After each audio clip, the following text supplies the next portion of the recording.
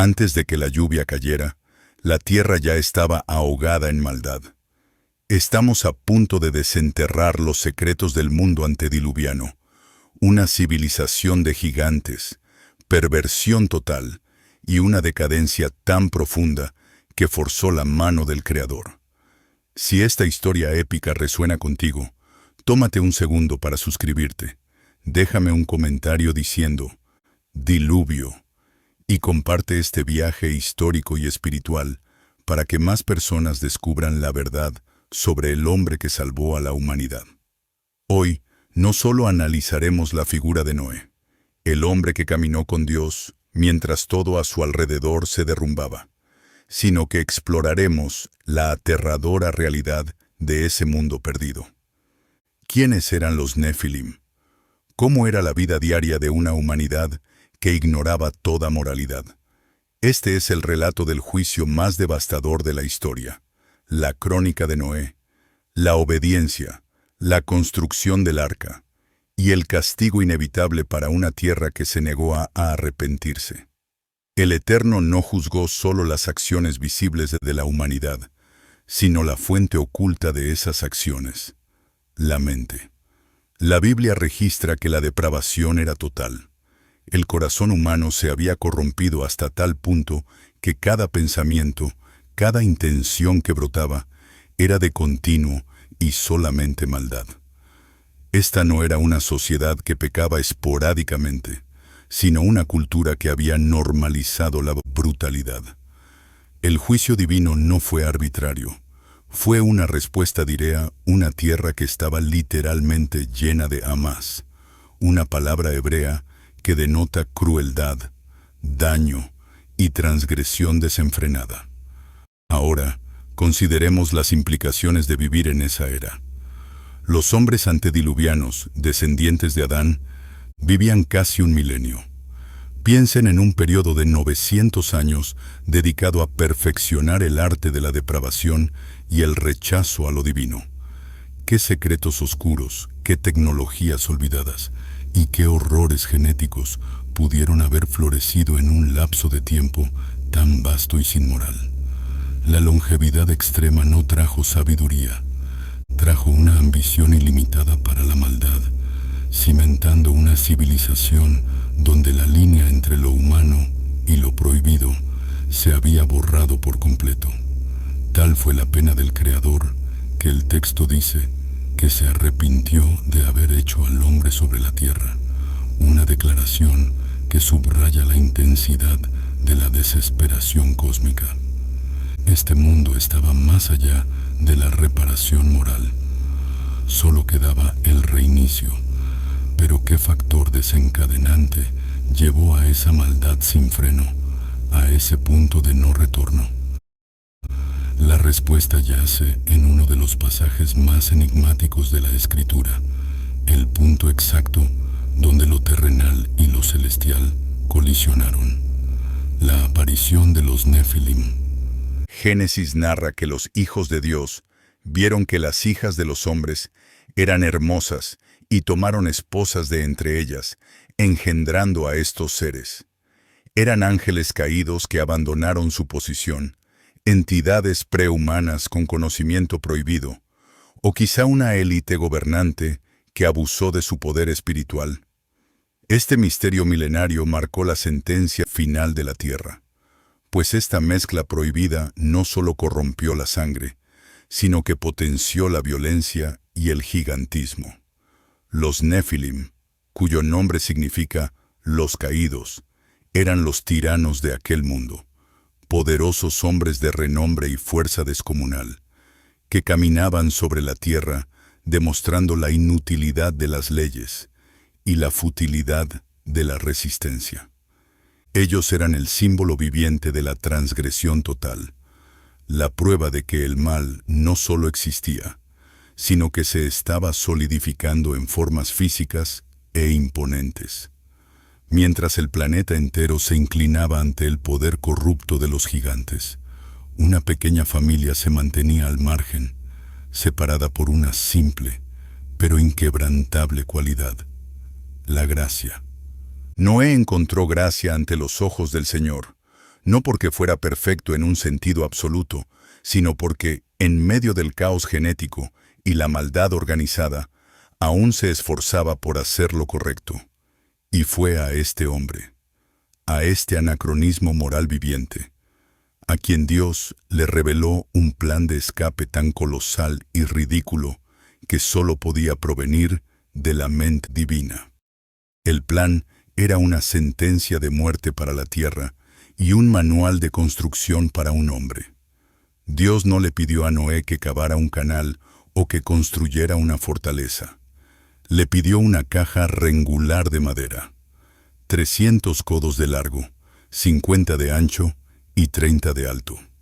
El arca, una obra de ingeniería naval de proporciones inauditas, que tardaría en completarse quizás un siglo, construida por una familia de solo 8, a la vista de una civilización que, por primera vez en la historia conocida, estaba a punto de presenciar la lluvia.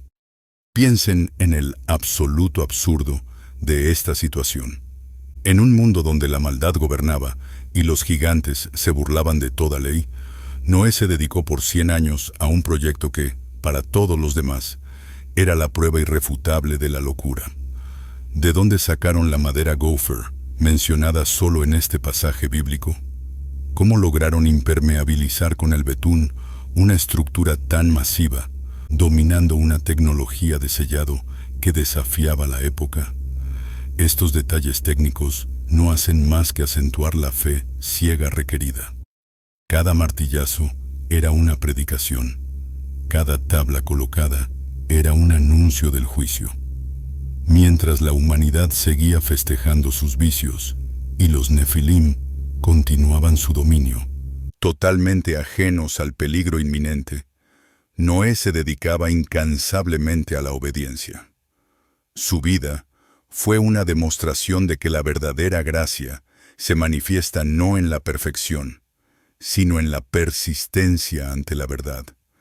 Él era el pregonero silencioso de la justicia, construyendo el único salvavidas en un planeta que se negaba a creer en el ahogamiento inminente. El mundo se burlaba del viejo carpintero y su familia, sin saber que la cuenta regresiva, que duró 100 años de paciente labor, estaba a punto de llegar a cero. La cuenta regresiva que duró 100 años de paciente labor estaba a punto de llegar a cero. El arca, esa monstruosidad de madera erigida contra todo sentido común, se había completado. Pero el verdadero milagro no fue su construcción, sino lo que sucedió después. Imagínenla de pronto, la procesión. Sin ser forzados ni guiados por cadenas, los animales de la tierra, desde el más salvaje hasta el más pequeño, comenzaron a marchar en un orden perfecto hacia el navío. Este fue un espectáculo de la naturaleza tan imponente que debió haber detenido la burla. Un desfile de la vida salvaje, entrando en el vientre de la salvación por una obediencia que la humanidad había olvidado. Noé y su familia solo observaban mientras la promesa de Dios se cumplía ante sus ojos. El asombro debió ser total, incluso para los escépticos, al ver cómo las criaturas se acomodaban en el arca, respetando las divisiones internas, esperando.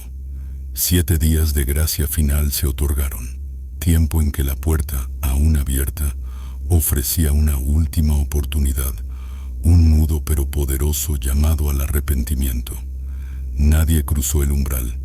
La idea de que ese humilde carpintero tuviera la verdad, y ellos, los poderosos Nefilim, la fuerza, era un insulto demasiado grande para tragar. Finalmente, el momento llegó. Y aquí yace uno de los detalles más dramáticos del relato. No fue Noé quien cerró la entrada. El texto sagrado insinúa la presencia divina. Fue la mano del propio Creador la que se extendió, sellando la puerta por fuera, confirmando la irrevocabilidad del juicio. Adentro, 8 personas esperaban en silencio. Afuera, el resto del mundo seguía su vida, quizá riendo aún del viejo loco. Ignoraban que, al ser sellados, No solo se había asegurado la supervivencia de Noé, sino que se había firmado la sentencia de todo lo demás. Y 7 días después de ese definitivo, el cielo, que siempre había sido claro, el vasto mar azul que el hombre antediluviano había conocido, se rompió. El cielo, que siempre había sido claro, el vasto mar azul que el hombre antediluviano había conocido, se rompió. No fue una llovizna, ni siquiera una tormenta. Las compuertas de los cielos se abrieron con una violencia hidráulica nunca vista. Pero lo que realmente aterrorizó a los antediluvianos no fue solo la lluvia. Al mismo tiempo, las fuentes del gran abismo, las vastas reservas de agua que sostenían la corteza terrestre, estallaron simultáneamente. La tierra vomitó agua desde abajo, mientras los cielos la derramaban desde arriba. Fue una inundación global e instantánea. No solo cubrió la superficie, sino que la rehizo. El pánico debió ser inmediato. La confusión se convirtió en un terror absoluto, pues en pocas horas el agua subió a niveles inimaginables. Los Nefilim, los poderosos gigantes que habían tiranizado a la humanidad, se encontraron impotentes ante una fuerza que no podían aplastar ni dominar. Sus proezas de fuerza y sus fortalezas se disolvieron ante la presión inexorable del juicio. ¿Qué secretos o artefactos tecnológicos habrán intentado usar en esos momentos desesperados para detener la marea, sabiendo que su fin era inevitable? El ruido de su burla fue ahogado por el rugido del agua, y sus gritos de arrepentimiento, si es que los hubo, no pudieron penetrar la madera sellada por Dios. Y mientras el caos reinaba afuera, y la civilización entera era arrastrada hacia la futilidad, el arca, esa monstruosidad de madera que había permanecido anclada a la tierra por 100 años, se elevó. En el día exacto predicho, la salvación de Noé dejó de ser una estructura terrestre y se convirtió en la única isla en un mar que era ahora el planeta entero. El diluvio no cesó. Durante 40 días y 40 noches, la lluvia golpeó el arca con la fuerza de un juicio imparable. El mundo, que quizá nunca antes había conocido la precipitación, estaba siendo borrado sistemáticamente. Las aguas prevalecieron, no solo cubriendo las cimas más altas que existían, sino que se elevaron 15 codos por encima de ellas. Es decir, toda la geografía conocida, cada valle, cada montaña que servía de referencia o refugio, desapareció. Para Noé y su familia, la experiencia debió ser una mezcla de terror y absoluta certeza. Estaban a salvo, sí, sellados herméticamente por la mano divina, pero estaban encerrados en esa caja flotante, oyendo el rugido exterior, sabiendo que cada día que pasaba, el mundo que conocían, las voces, las ciudades, los rastros de la humanidad corrupta, se desintegraban en silencio total. Fue una cuarentena cósmica, un periodo de 150 días, en que el agua dominó totalmente la Tierra. ¿Qué quedó de la civilización de los gigantes y su tecnología avanzada? Nada. La presión hidrostática del agua, combinada con la erupción del abismo, no solo ahogó la vida, sino que pulverizó las estructuras, alteró la composición geológica y reescribió la corteza terrestre. El mundo antediluviano, con todos sus oscuros secretos, sus fortalezas inexpugnables y sus vastas ciudades, fue triturado y sepultado bajo kilómetros de sedimento. El diluvio fue el borrón y cuenta nueva más violento de la historia, dejando a la deriva a 8 almas que, después de casi medio año, ni siquiera sabían si la tierra aún existía debajo de ellas, sino que después de casi medio año de terror líquido, finalmente, la mano que había ejecutado el juicio intervino para recordar a Noé. La Biblia dice, simplemente, que Dios hizo pasar un viento sobre la tierra, y con este soplo divino, el frenesí del diluvio se detuvo. Las compuertas celestiales y las fuentes del gran abismo se cerraron por fin. El rugido del agua comenzó a disminuir y la catástrofe hidráulica cesó. Pero el descenso fue tan lento como la subida fue violenta. Se necesitaron 150 días adicionales para que las aguas bajaran lo suficiente como para revelar tierra firme. La arca, guiada por fuerzas que escapan a la física humana, encalló entonces sobre un pico específico, las montañas de Ararat, una señal silenciosa de que la vida flotante de Noé estaba llegando a su fin. Sin embargo, no podían simplemente abrir la puerta. Tuvieron que esperar otros 2 meses para que las cimas de otras montañas fueran visibles. La paciencia, que había definido los 100 años de construcción, ahora se imponía en la larga y húmeda espera del final. Noé, actuando como el nuevo progenitor de la humanidad, necesitaba una confirmación. ¿Estaba la tierra lista para ser repoblada o todavía era una ciénaga peligrosa? La respuesta llegó a través de un simple experimento: el envío del cuervo y la paloma. El cuervo, la carroña, nunca regresó, encontrando tal vez el suficiente despojo para subsistir en la superficie. Pero fue la paloma, la criatura de la paz, la que trajo la señal esperada: una rama de olivo fresca. Esa hoja, que flotó sobre el sedimento y la desolación, era la prueba irrefutable de que la vida vegetal había regresado y que la nueva tierra estaba, por fin, seca. La paloma trajo la rama de olivo, la prueba botánica de la vida. Pero Noé no se atrevió a pisar el suelo sin la orden diré de su creador. Tras 1 año y 10 días de encierro total en el vientre de la salvación, el comando llegó: salid del arca. Imaginen la primera bocanada de aire de esa nueva tierra, purificada por el juicio. Lo que vieron fue un paisaje desolado, pero libre de la mancha de los Nefilim y la crueldad antediluviana. Las gigantescas ciudades, los oscuros laboratorios, las estructuras de la depravación, todo había sido borrado por el agua. La pizarra del planeta estaba limpia. El primer acto de Noé en el Nuevo Mundo fue uno de profunda gratitud y sumisión.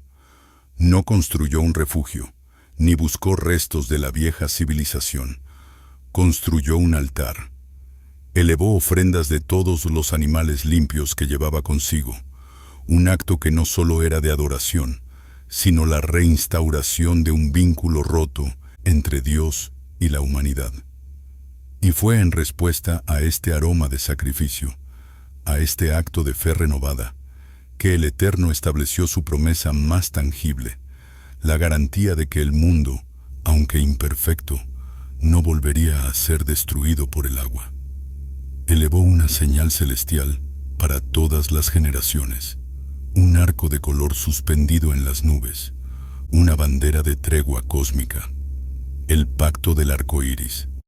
El pacto del arco iris no fue solo una promesa, fue el prólogo a las nuevas leyes que regirían la tierra renacida.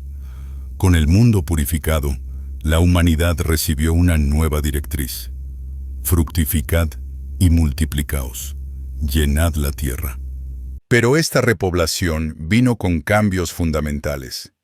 La relación idílica con la naturaleza se había roto.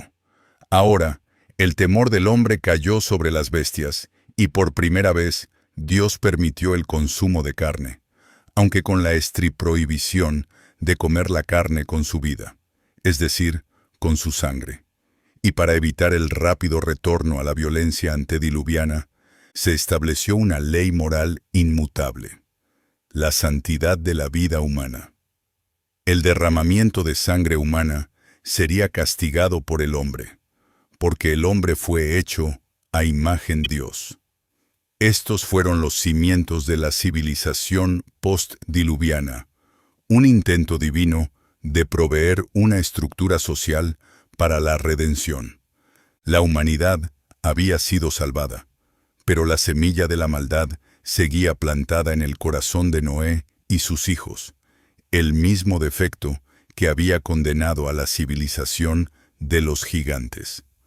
No pasó mucho tiempo antes de que la nueva tierra fuera testigo de una nueva transgresión en la propia tienda de Noé, un acto de burla y deshonra de parte de su hijo, Cam, hacia la desnudez de su padre. Este evento demuestra que el juicio no había extinguido la inclinación hacia el mal, solo la había contenido, sentando las bases para las divisiones y las naciones que se esparcirían por la faz de la tierra, portando consigo el conocimiento de un mundo destruido y la advertencia ineludible de la justicia divina. La deshonra de Cam a su padre no fue un simple incidente doméstico, fue la prefiguración de la división que definiría a la nueva humanidad.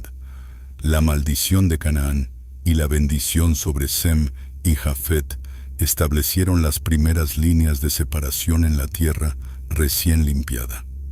A partir de estos tres hermanos y sus esposas, la humanidad se esparció, formando la tabla de las naciones, la genealogía fundacional de todos los pueblos conocidos, desde el Mediterráneo hasta los confines del mundo.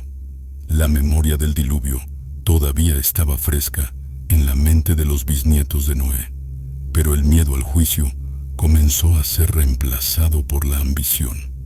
El mandato divino era claro: llenad la tierra. Sin embargo, el miedo a la dispersión, la necesidad de seguridad y sobre todo la sed de poder unificado condujo a un acto de monumental desafío. Guiados quizás por la figura de Nimrod, el primer tirano o poderoso cazador delante de Dios, la humanidad, que compartía un solo lenguaje y una misma ideología, se congregó en las llanuras de Sinar. Su meta era audaz: construir una ciudad y una torre cuya cúspide llegara al cielo. Esto no era un proyecto de ingeniería, era una declaración de independencia moral, un intento arrogante de asegurar su propia salvación si Dios decidía castigar de nuevo, y de forjar un nombre poderoso que eclipsara la advertencia del Creador. Era el retorno de la hubris antediluviana, el eco de la maldad de los gigantes, pero esta vez encarnada en ladrillo y betún. La construcción de Babel fue la prueba veloz de que, aunque el agua había purificado la tierra, no había purificado el espíritu humano. La misma ambición que condenó al mundo de Noé resurgía, esta vez no a través de la violencia pura, sino a través de la arrogancia organizada. El hombre, negándose a dispersarse como se le había ordenado, quería centralizar el poder, el conocimiento y el orgullo en un solo punto, garantizando su propia seguridad y gloria. Este desafío colectivo era tan ofensivo para el Creador como la depravación de los antediluvianos, porque representaba una nueva forma de ignorancia calculada, un intento de reescribir la historia desde sus propios cimientos. Querían atar el cielo a la tierra bajo sus propios términos. La respuesta divina no tardó en llegar. Dios descendió no para borrar la vida, sino para desmantelar la unidad que la sustentaba.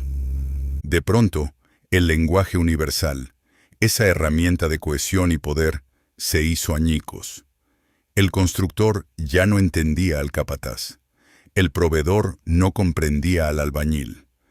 El proyecto de la torre de la ambición se detuvo instantáneamente, paralizado no por la fuerza, sino por la incomprensión. La humanidad fue forzada a hacer lo que se había negado, dispersándose por el planeta, obligada a vagar, llevándose consigo solo fragmentos del conocimiento original y la advertencia persistente de que la desobediencia, ya sea por perversión o por orgullo, siempre tiene un costo cósmico. El juicio por agua había salvado a la humanidad de la corrupción física, pero la confusión de Babel demostró que el verdadero desafío de Dios era la redención del corazón del hombre, que, incluso después del diluvio, seguía siendo de continuo inclinado a la maldad. El recuerdo del arca quedó como una sombra, una promesa de refugio y un recordatorio de que la justicia divina es inevitable, y que el mundo, desde entonces, vive bajo la gracia del arco iris y la memoria sepultada de los gigantes. A pesar de que el diluvio reescribió la geografía, la advertencia cósmica del mundo antediluviano sigue resonando en el subsuelo de nuestra historia. Si los gigantes desaparecieron, ¿por qué encontramos restos de huesos de tamaño inusual en ciertas excavaciones? ¿O por qué persisten mitos de héroes sobrehumanos en casi todas las culturas antiguas? La narrativa de Noé no es solo un cuento de destrucción, es un mapa de cómo la humanidad corrompe la gracia y cómo el juicio, aunque aplazado, es inevitable. La tierra fue purificada, pero el tiempo de los hombres ha demostrado que hemos heredado la misma inclinación de la que Adán y sus descendientes fueron víctimas. El ciclo de la desobediencia se repite, y es por eso que el eco de la justicia debe ser escuchado. El mismo Jesús de Nazaret, siglos después, recordó la historia de Noé no como una leyenda, sino como un presagio directo. Como fue en los días de Noé, así será la venida del Hijo del Hombre. El mundo antes del diluvio ignoró la advertencia visible en los martillazos del arca y continuó viviendo sus vidas de banquete y egoísmo, sin saber que el juicio ya estaba sellado. Esta es la lección final. El arca se está construyendo de nuevo, aunque invisiblemente, y la pregunta que permanece es si la humanidad moderna, con todo su conocimiento y su arrogancia tecnológica, estará preparada para el momento en que se abran las puertas por última vez. La preparación, como lo demostró Noé, nunca fue una cuestión de conveniencia o de lógica humana, sino de obediencia radical. El arca no fue un refugio construido en secreto, fue un púlpito de madera, visible durante 100 años de mofa y escepticismo. Hoy, la advertencia es igualmente visible, aunque no se manifieste en gigantes de carne ni en un barco navegando por tierra seca. Se manifiesta en la persistencia de las leyes morales, en la fragilidad de nuestra seguridad tecnológica y en la profecía no cumplida de un juicio final que, como el diluvio, llegará sin previo aviso para quienes no estén vigilantes. La historia de Noé es, en esencia, una crónica de la paciencia divina y de la frontera del tiempo. Dios usó el agua para limpiar una tierra que él amaba y para preservar a un hombre que se aferró a la rectitud en una era de Nefilim. Esta es la verdad sobre el diluvio, un recordatorio atemporal de que la indiferencia ante la gracia es la forma más peligrosa de la arrogancia, y que la única forma de sobrevivir al juicio es entrar por la puerta antes de que sea sellada por la mano del Creador. La puerta sellada entonces se convierte en el límite cósmico entre la vieja y la nueva creación. El diluvio cumplió su propósito destructivo, pero la lección más profunda es la persistencia de la advertencia. Aunque el mundo postdiluviano fue limpiado, los mitos de los Nefilim, los gigantes, siguieron perturbando la historia de Israel siglos después, sugiriendo que el problema no se había erradicado por completo, sino que se había reconfigurado en las nuevas eras. Las excavaciones y leyendas de todo el mundo, desde los Anasazi hasta los sumerios, insisten en la memoria de hombres de renombre, de tamaño y poder extraordinarios. Esto nos obliga a preguntar, ¿Fue el diluvio un evento que aniquiló totalmente la maldad física o simplemente la forzó a manifestarse de nuevas maneras? La crónica de Noé nos entrega la respuesta final. No importa la escala de la perversión humana, la paciencia divina siempre precede al juicio, y la obediencia radical de un solo hombre puede reescribir la historia. El arca ya no es solo un artefacto histórico, es la metáfora de la elección que cada generación debe enfrentar. La decisión entre construir una torre de arrogancia que desafía al cielo o refugiarse en la promesa de Dios. El tiempo se agota, el cielo se oscurece y como en los días de Noé, la mayoría sigue sin creer que la lluvia es posible, sin entender que la verdadera amenaza no está afuera, sino en la indiferencia del corazón humano. El planeta fue reiniciado, pero ese borrón y cuenta nueva no se hizo simplemente borrando una línea, sino sepultando una civilización completa bajo kilómetros de sedimento. El hombre que salvó a la humanidad no lo hizo con fuerza, ni con intelecto superior, sino con la quietud de la fe. Noé, su esposa, y sus 3 hijos y nueras, 8 almas frente a un cosmos recién purificado. Ellos no solo heredaron la tierra, sino que también heredaron una advertencia ineludible grabada en la propia geología del planeta, que la existencia, sin un ancla moral, es insostenible. Mientras observamos los cielos y admiramos el pacto del arco iris, a menudo olvidamos que esta señal fue comprada al precio de una aniquilación total, un sacrificio necesario para extirpar la raíz de la violencia, Nefilim, y la depravación antediluviana. El arca navegó sobre la tumba de la arrogancia humana. Y si la historia de Noé es la crónica de una catástrofe evitada por pocos, también es la prueba irrefutable de que el cielo mira con atención y que el juicio, cuando llega, es tan preciso como devastador. Y la precisión devastadora del juicio de Noé no fue un evento aislado, sino el patrón profético para lo que está por venir. La civilización de los gigantes fue borrada porque se negó a mirar hacia arriba, prefiriendo la brutalidad, la autosuficiencia y la adoración de su propia fuerza descomunal. El arca les ofreció la verdad literal y la salvación física, un refugio visible y ridículo durante un siglo. Pero su orgullo y su risa sellaron su destino mucho antes de que Dios sellara la puerta por fuera. Hoy vivimos en una era que refleja esa misma indiferencia. Las advertencias de Jesús sobre los días de Noé resuenan en el banquete, en la compra y la venta, en la inmersión total en lo mundano justo antes de la catástrofe. El relato de Noé es, en última instancia, nuestro espejo. Muestra que la gracia no es un derecho, sino una oportunidad, y que el juicio no es una amenaza divina, sino la lógica de una vida vivida en total rechazo a la moralidad. Los Nefilim cayeron por su arrogancia y por su sangre corrupta. Noé navegó por su obediencia. La elección, entonces como ahora, permanece nuestra.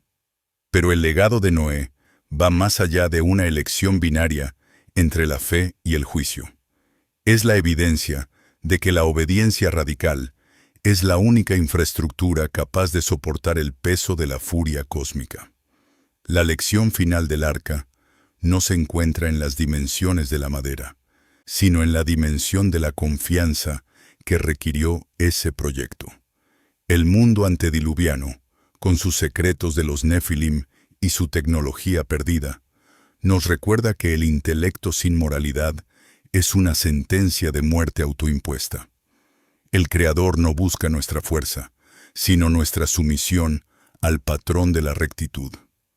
Y si buscamos entender la verdadera amenaza de nuestro tiempo, debemos dejar de mirar el cielo en busca de lluvia y mirar dentro de nosotros mismos, donde la semilla del egoísmo y la arrogancia aún compite con la memoria del diluvio. Noé no fue solo el superviviente de una catástrofe, fue el guardián de una verdad eterna, que la vida es un regalo condicionado y que la puerta del refugio se cierra, no al comienzo del juicio, sino en el momento exacto en que la paciencia divina se agota. La próxima vez que miremos el arco iris, no solo veamos un pacto de gracia, sino el recordatorio solemne de lo que sucede cuando esa gracia es ignorada. La historia de Noé es la piedra angular para entender la justicia divina. La humanidad se levantó de las cenizas del diluvio con el arco iris como prueba de la gracia, pero también con la sombra perpetua de lo que puede lograr la maldad desenfrenada. ¿Qué verdades prohibidas sobre la vida, la ingeniería y el cosmos se fueron con los Nefilim al fondo del mar? La respuesta bíblica sugiere que el Creador permitió que esos secretos se perdieran, no porque fueran inútiles, sino porque eran intrínsecamente peligrosos en manos de la arrogancia humana. La verdadera herencia de Noé no son los restos de madera del arca, sino la comprensión ineludible de la economía moral de Dios. En un mundo donde todo vuelve a ser trivializado, la vida, la moralidad, la advertencia, debemos recordar que la puerta del refugio se cierra repentinamente. Noé es el testigo eterno de que el juicio no espera la conveniencia humana, solo espera el agotamiento de la paciencia divina. Este es el final de nuestra crónica sobre el mundo antes del diluvio, la historia de un hombre que se atrevió a caminar con Dios. La crónica de Noé, por lo tanto, se transforma en la advertencia más solemne jamás registrada. El diluvio no fue un accidente climático, fue la demostración precisa de que la maldad total invoca la intervención divina. El hombre que se atrevió a construir el arca no solo salvó a su familia y a las especies de la tierra, sino que preservó la posibilidad de la redención. Su vida fue el testamento de que incluso cuando la depravación es universal y los gigantes dominan, un solo corazón recto puede ser suficiente para cambiar el destino cósmico. La tierra que vemos hoy es un monumento a la gracia que siguió al juicio, y el arco iris es el recordatorio de que la paciencia divina es finita. No se trata de si el juicio volverá, sino de cuándo. Y como en los días de Noé, la obediencia radical será la única salvación cuando la puerta se cierra, la oportunidad expira. La historia de Noé no es un relato de arqueología bíblica, sino una ecuación moral simple y poderosa. Si el mundo antiguo pereció por ignorar una estructura de madera que se elevaba en su patio trasero, ¿cuál será nuestra excusa? La depravación de los Nefilim era visible, manifiesta en su sangre corrupta y su fuerza. La nuestra es sutil, tejida en el tejido de la autosuficiencia tecnológica y el rechazo a la verdad trascendente. La verdadera amenaza no es el regreso del agua, sino el regreso de la indiferencia. El juicio de Dios sobre el mundo antediluviano es la nota a pie de página más importante de la historia humana. Una advertencia inmutable de que la paciencia tiene un límite y que al final la fe de un solo hombre puede sostener el destino de la nueva tierra. La nueva tierra, nacida de la aniquilación, no logró erradicar la semilla del mal, sino que la heredó, obligando a cada generación a enfrentar su propio diluvio interno.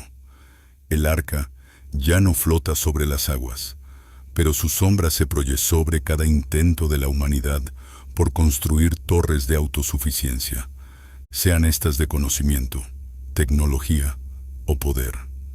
El legado de Noé es la obligación de recordar que la santidad no es una reliquia antigua, sino la única moneda de cambio en el mercado de la supervivencia espiritual. Hemos desenterrado los secretos de los gigantes.